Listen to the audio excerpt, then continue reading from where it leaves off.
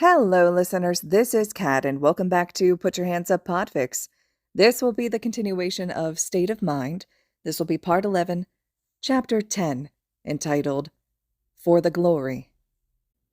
The thousands of people didn't ever really stop cheering after Midoriya's win. The 42 students that had made it into the next battle were all gathered back in front of Midnight. Izuku's arms were crossed over his chest. Now that the race was over, and some of the adrenaline had worn off, his anxiety was beginning to return. The auras of the crowd and the sounds of the screams beginning to get to him. Uraraka's shoulder bumped into his arm, and he looked down at her. She gave him a reassuring smile, and he returned the gesture to let it know it was appreciated. Just knowing that someone was close was enough to ground him. It was helpful. He hoped that once the next battle began, though, that his previous excitement, or whatever that had been, would come back to him. Speaking of the next battle, Midnight was announcing it now. Most of the students leaned forward in anticipation as the lottery wheel spun.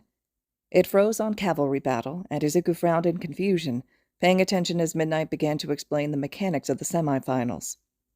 Izuku actually thought that the battle might be kind of fun, or at least, he did think that until she got to the part about the point value system, tacking on at the end that he, Midoriya Izuku, would be worth a whopping 10 million points. He felt all eyes on him, everyone's auras turning predatory towards him. Izuku couldn't breathe, eyes wide, dripping sweat. Even the people he was closest with were watching him with that hungry gaze. Izuku's heart was attempting to pound out of his chest, and he wanted to curl up in a ball and cry right there with everyone in the world watching. All of his years of bullying were suddenly pulled to the forefront of his mind. He could hear Kacchan, other classmates, his dad, even his mom, shouting back at him that she would see him soon, as she calmly walked out the front door of the apartment for the last time. Quirkless, useless, worthless. A hand wrapped around his arm, and Izuku flinched, yanking himself away, his vision dark from not breathing for so long. "Midoriya, it's all right," Todoroki's voice said, and Izuku blinked at the boy, both hands fisting the fabric over his heart. Izuku forced himself to breathe, feeling his heart slow down into something that wasn't reminiscent of a heavy metal song's BPM. Izuku glanced away from Todoroki and up at Yagi in the stands. Was this how being first always felt? He looked back at Todoroki, his breath finally even. "Sorry," he muttered. "Thank you." Todoroki nodded to him, before looking back toward Midnight as she announced that they had 15 minutes to assemble their teams. Izuku tried not to slip into a panic attack. Who would want to be on a team with him? He was going to be everyone's target. Todoroki had wandered away, so he was out. Kacchan was surrounded, so all those people were out. That left Deku! Let's be a team! He looked over as Uraraka sidled up to him. "Are you sure?" Izuku asked hesitantly, tapping his fingers together. "Everyone's going to come after me, right off the bat, and I don't—" "Deku," Uraraka smiled at him. "We'll just run away the entire time, right?" He nodded stiffly. "Anyway, I think it's good to team up with people you get along with, isn't that—" "10 million! Another voice shouted, and Izuku's head shot up. He turned around to see where the voice had come from, only to find someone's face right in his own, and he flinched back so hard he fell straight into Uraraka, who grabbed him by his arms. Her quirk taking effect on him for a moment while she righted him before releasing it and him. "You, person in first place, are perfect to show off my babies," the girl said, either not noticing or not caring about the panic she had caused Izuku. Who are you?" Izuku forced out, eyes wide. "Mei Hatsume." Apparently she was from the support department, and she was crazy dedicated to selling her stuff to potential buyers in the crowd. Izuku didn't mind her after he started to get to know her a bit. She was confident and passionate. "Do you have a lot of babies?" Izuku asked, tapping his chin thoughtfully, easily falling into her terminology for her gadgets. "Oh, yes," Hatsume answered gleefully. "Way too many for us to carry with us, though." She practically pouted at that. A fierce smile tugged at the corner of Izuku's mouth. "We'll see about that," he said ominously, and Hatsume blinked owlishly at him. After Hatsume joined them, they just needed one more, and Izuku knew exactly who it should be, and he jogged over to him. He hadn't spoken to the boy much since they had started at UA, but maybe he should have. Dark Shadow likes you, was what the crow-headed boy said when Izuku approached him, causing him to falter in his step. He recognizes a darkness within you. Izuku scratched the back of his head self-consciously. We will join your cavalry. Tokiyami nodded to him. Izuku blinked, startled. He hadn't even asked yet. Great, he stuttered out. That was easy. Several moments later, and everyone was ready. Izuku's shoes were off, Hatsume's backpack was on, and he was ready, being held up by Tokiyami, Hatsume, and Uraraka. All right, you've made your teams, President Mike's voice shouted across the stadium. Izuku's hands tightened into fists, held carefully away from everyone at his sides. That was when President Mike shouted, "Start!" and all of Izuku's anxiety plummeted, replaced with pure adrenaline and excitement. Everyone immediately charged their group, aiming for the 10 million. An attack without delay, huh? Tokiyami said, sweeping Dark Shadow out. The fate of the pursued. Make your choice, Midoriya, he suddenly yelled, and instead of flinching like he normally would, Izuku practically vibrated with his excitement, eyes wide and full of light. We'll run away, he yelled, telling the girls to turn their faces away as he hit the button for the jetpack. He felt the straps tugging around his chest, digging in uncomfortably as it began to tug them all upward. He was glad for Uraraka's quirk, because otherwise it probably would have been quite painful. The jetpack shot them upward and over every one of the other contestants, and Izuku couldn't help the mad laugh that escaped his chest. The darkness, Dark Shadow muttered from in front of Izuku, gazing up at him, almost sounding like he was in awe. Dark Shadow was quickly in action, though, deflecting several different attacks at once. Thank you, Tokiyami. You guys are amazing. He patted the boy's shoulder in front of him with his right hand. Dark Shadow looked over at him in surprise. Dark Shadow took a moment to lean down to whisper to Tokiyami. I'm keeping him. You can't keep people, Tokiyami hissed back. Dark Shadow made a noise of complaint, but went back to watching their blind spots. They landed immediately, running forward. What do you think of my babies? Hatsume gushed from Izuku's right side. Cuteness can be made, you know. Izuku looked down at her, grinning. They're excellent, Hatsume. We couldn't do this without them. The babies are amazing. Right, Hatsume yelled excitedly. An awful sound reached their ears then, and they turned. Ugh, Izuku's face twisted. That sounds like... He was interrupted by Minetta's voice droning on about something as he and Shoji charged them. Izuku shook his head, reaching out his left hand. Hatsume screeched excitedly as one of her babies fell into it with a tearing sound. It was small and looked awfully similar to a grenade. A smile stretched across Izuku's face as he pulled the pin and flung it straight at the multi-handed boy charging them. Earlier, when Hatsume had handed him several of the things to deposit into his mindscape, she had explained that it was a smoke bomb, combined with some of the foulest smells she could think of that weren't immediately harmful. Vinegar, animal urine, reduced rotten durian, and butanol, among other things that she didn't bother explaining. Fortunately, all their noses were plugged, so they didn't smell a thing, but Shoji was lost in the cloud of toxic-looking smoke.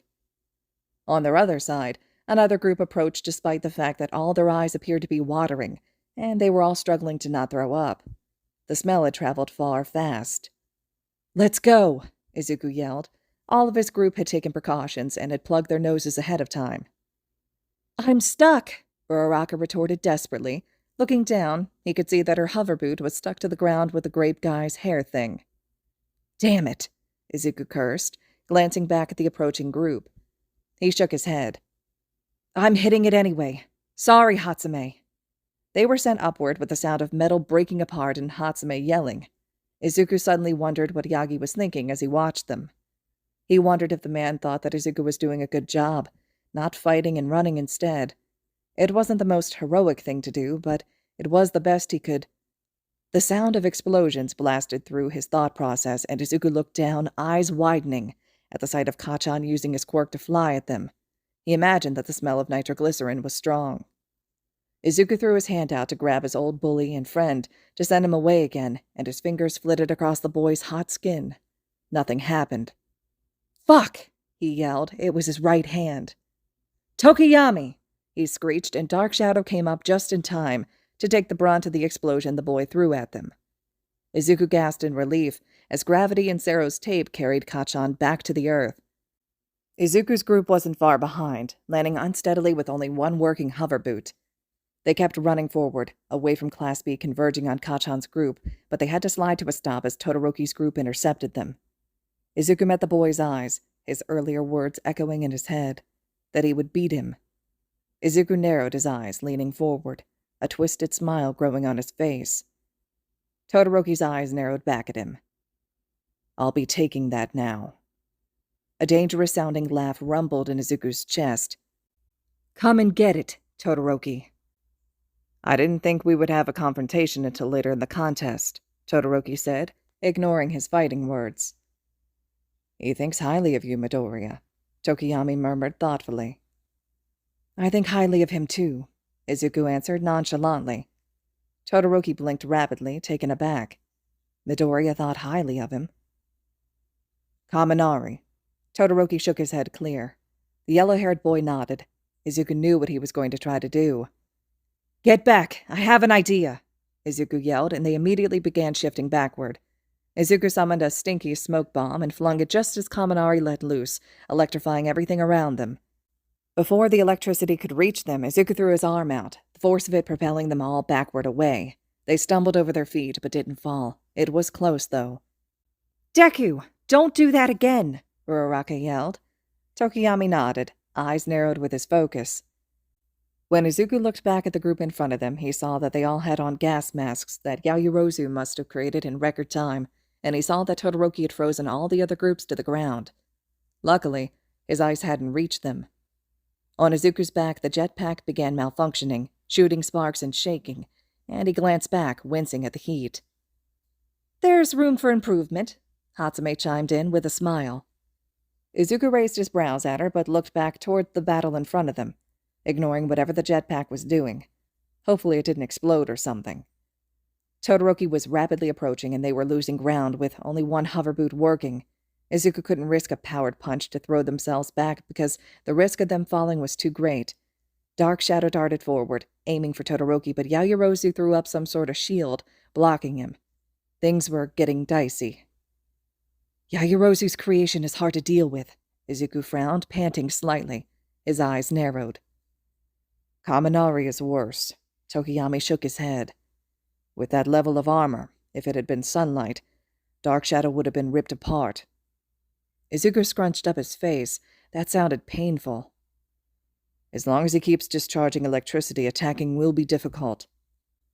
Izuku tensed, considering their options. His original quirk wasn't a lot of use at the moment, except for what he had stored of Hatsume's babies. One for All was too powerful to use without hurting someone or upsetting their balance. Before Izuku knew it, they had reached the end of the arena, the thin white line at their heels. He gritted his teeth, hands formed into fists. The jetpack was broken, hoverboots broken.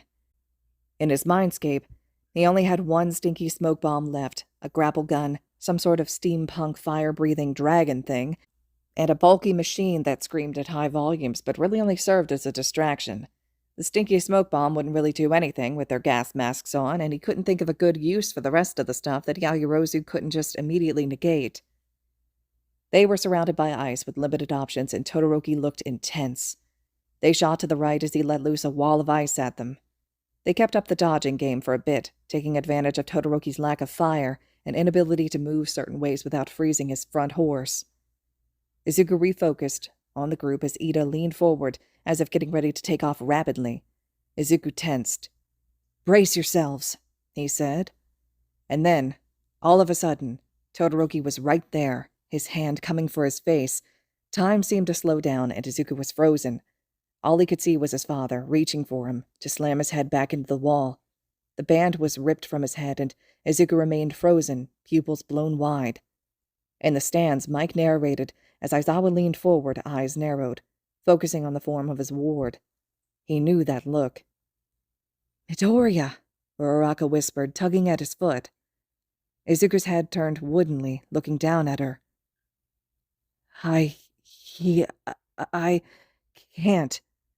His hands raised to tug at his hair, and the others looked at him with concern. "Midoriya," Tokiyami said, and Izuku forced himself to look back toward him. The darkness will swallow you if you are not careful. Can you hold it back for the rest of this battle?" Izuku yanked at his hair, using the pain to bring him back into his body. He nodded in affirmative, forcing a deep breath into his chest, anger growing to take place of his panic. He was not a scared little boy anymore, and his father was not here. Izuku's lip curled, and green lightning burst into view of his skin. The smell of ozone had his group wrinkling their nose as they removed their nose plugs. "We'll get it back," he practically snarled. "Yeah!" Uraraka yelled, pushing them forward at a quick pace. Izuku's hands formed into claws, and his eyes were focused. He reached Todoroki, the boy's side bursting into flames. Izuku threw his arm out, the blast of wind almost yeeting him off of his teammates. He reached out, wrapping his right hand around as many bands as possible and ripping them away from Todoroki. They slid to a stop near the end of the line, and Izuku quickly checked the numbers on the bands. "It's here! I got it!" he exclaimed, quickly tying the 10 million and the other smaller bands around his neck and his head, turning the point labels inward just as Todoroki had done. He turned to see that Todoroki was looking at him in horror, and Izuku's eyes widened. That look reminded him of the way that he had felt when he'd been reminded of his dad, when Todoroki had reached for his head. There was something in that look that Izuku did not like, that he recognized in someone he considered a friend. The timer hit 10 seconds then, the crowd screaming. A lot happened in that 10 seconds. A howling Kacchan appeared through a melted portion of the ice, heading straight at Izuku's group, and Todoroki turned a staff into ice, charging them as Kaminari discharged electricity. Dark Shadow took the impact of Kaminari's attack, and Izuku looked up at Kacchan, ready to punch him straight out of the air and launch him back into the sky, since he liked flying so much. The bell sounded. Kacchan fell to the ground.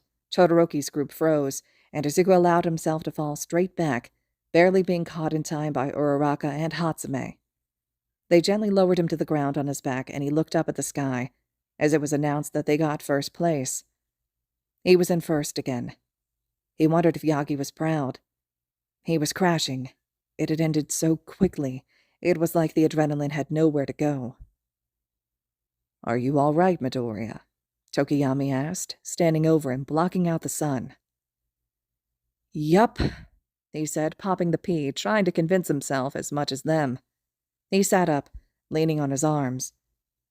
"You guys did a great job, thank you." Uraraka beamed at him, and Hatsume gave him a thumbs up.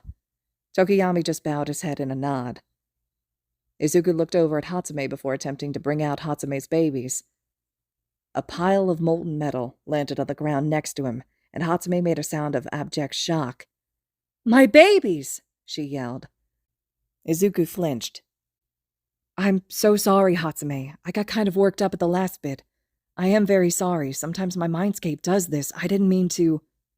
"It's all right, 10 million. I'll remake them even better." She smiled at him, and Izuku blinked in surprise. "What?" She patted his arm. "Don't worry about it." And then she was walking away, and Izuku glanced at Tokiyami, who shrugged. Izuku finally exhaled, allowing Uraraka to help him up as he dusted off his pants. They had an hour for lunch after that, and they all filed out of the arena. Izuku's legs felt like jelly from nerves, and his knees felt like they were going to give out. That was why, when Todoroki grabbed his arm, pulling him to one side, he literally fell straight into him, knees just deciding that, nope, we're done. Todoroki made a sound of surprise, but caught his shoulders, steadying him, allowing his knees to lock back up. "You're very clumsy, aren't you?" Todoroki questioned flatly. Izuku shrugged, not denying anything. He should have seen him after his surgery. Now that was clumsy. "Are you all right, Peppermint? You looked pretty shaken up when I attacked you at the end." "Yeah, that's what I wanted to talk to you about, and Peppermint." Todoroki raised an eyebrow at him at the use of the nickname Izuku had given him in their group chat. Izuku shrugged, offering him a crooked smile. Todoroki frowned but turned, gesturing for Izuku to follow him. So he did, heading into the currently empty faculty and student entrance. Izuku glanced around, swearing that he could feel a familiar presence nearby, but eventually dismissed it as his frazzled nerves.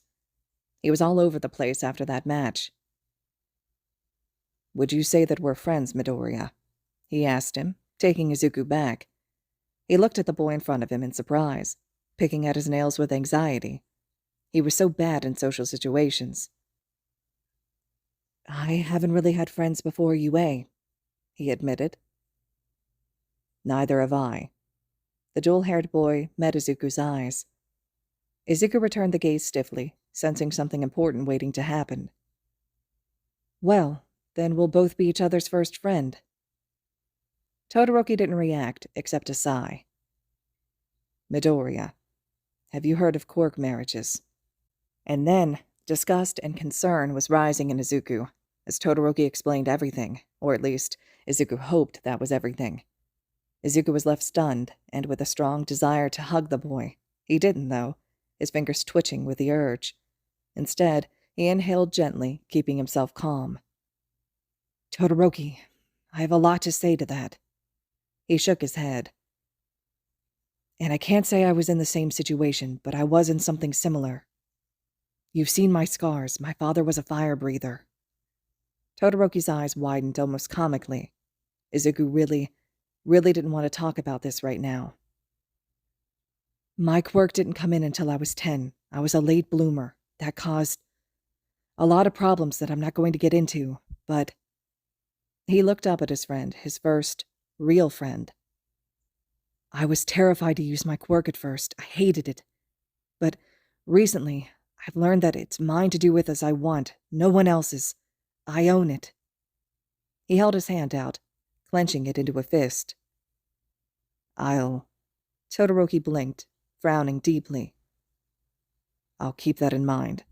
Thank you, Midoriya. He turned to leave, and Izuku hesitated before chasing after him, walking beside him. Have lunch with us, Peppermint, he said, forcing a smile. Back in the entrance, Bakugo was scowling angrily at the ground, his hands shoved into his pockets. All right, listeners, this concludes the first half to Chapter 10 of State of Mind. The second half to this chapter will be up next. Drop your comments below. Let me know what you thought of this one, and as always, thank you all so much for listening.